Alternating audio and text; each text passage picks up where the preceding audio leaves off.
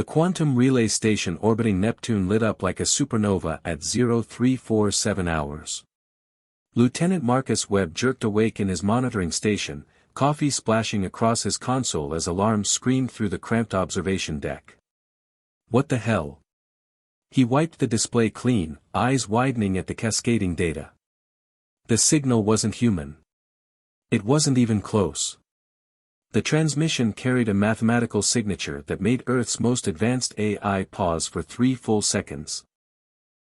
An eternity in computational terms.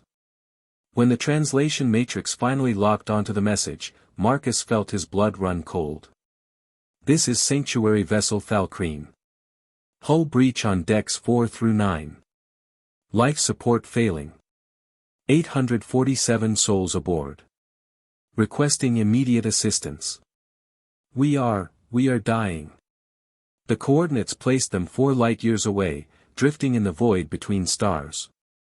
Whatever species sent this message, they were desperate enough to broadcast to anyone who might listen. 12 hours later, Admiral Rebecca Torres stood before the United Earth Council, her jaw set like granite. The holographic displays around the chamber showed the alien vessel, a massive arc ship, venting atmosphere into the black. Madam Admiral, Counselor James Patterson leaned forward, his fingers steepled. We're talking about committing half our deep space fleet to rescue a species we've never encountered. What if it's a trap? Then it's the most elaborate trap in history, Rebecca shot back. Their ship is breaking apart. We've confirmed debris fields, radiation leaks, the works. Those people are dying out there. People. Patterson's eyebrow arched. We don't even know what they look like. Does it matter? Her voice carried the weight of command, honed over 30 years in the void. We received a distress call. When someone's drowning, you don't ask for their ID before throwing them a rope. Counselor Maria Hernandez nodded slowly. The Admiral's right. We vote now. All in favor of authorizing the rescue mission. The vote was closer than Marcus would have liked, watching from the gallery. But it passed. The shipyards above Earth became a hive of frenzied activity. Captain Jennifer Walsh watched from the bridge of the UESS Indomitable as supply shuttles swarmed like metal bees, loading everything from medical equipment to emergency hull patches. How long until we can jump? She asked her chief engineer. 36 hours, Captain. We're retrofitting our medical bay to handle non-human physiology. Dr. Rodriguez is having a field day with the xenobiology projections. Jennifer allowed herself a slight smile. Tell him to prepare for anything. We have no idea what we're walking into. Across the solar system, 9 other ships prepared for the same journey. The Valkyrie, the Prometheus, the Defiant, humanity's finest, all converging for a mission that would have been impossible just 50 years ago. The jump drive spun up, creating pinpricks of folded space. One by one, the fleet vanished, leaving only the ghost-like Cherenkov radiation in their wake. The Falkreen arc ship was dying when they arrived. Jennifer's tactical officer gasped at the sight, a vessel 3 times the size of Earth's largest carrier, its elegant curves marred by gaping wounds. Atmosphere crystallized into ice as it vented into space. Launch all rescue shuttles. Medical teams on standby. Engineering, I want damage assessments within 5 minutes. The comms crackled. Captain Walsh, we're receiving a transmission. The face that appeared on screen made Jennifer's heart skip. Large, luminous eyes set in a face that seemed almost delicate, with skin that shimmered like mother of pearl. The alien's breathing was labored, each word a struggle. You came. We sent the signal to the void, hoping, but never believing. We're here now, Jennifer said firmly. We're going to get you out.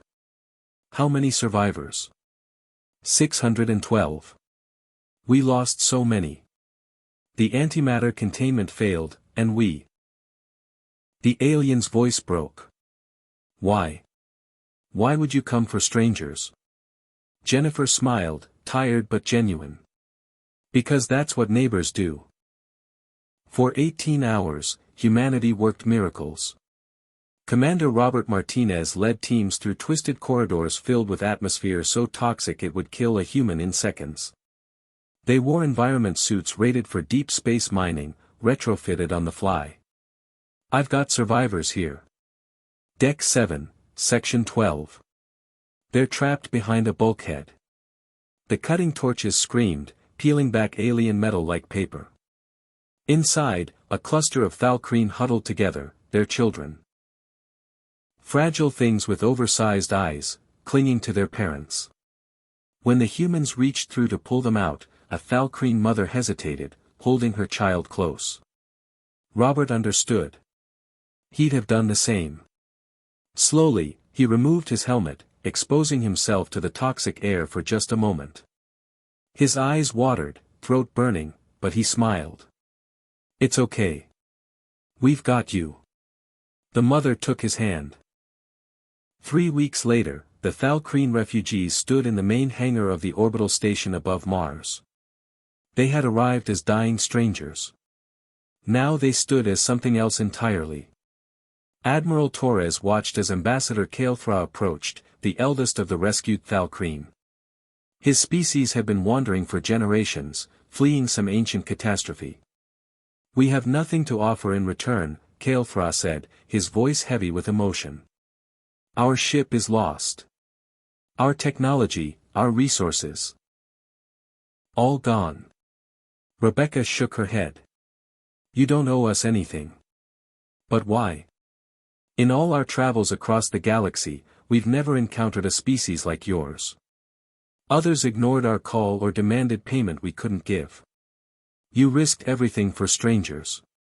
Rebecca looked out the viewport at Earth, hanging like a blue jewel in the black. "We're human. Helping people in trouble, that's just what we do. It's who we are." Kael'thra was silent for a long moment. Then, slowly, he placed his hand over his heart in a gesture that needed no translation.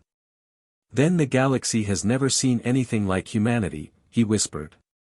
"And I suspect it never will again." Behind them, the rescued Thalkreen children laughed as they played with human kids in the Garden Dome, two species finding common ground in the universal language of hope. The stars looked a little less cold that day.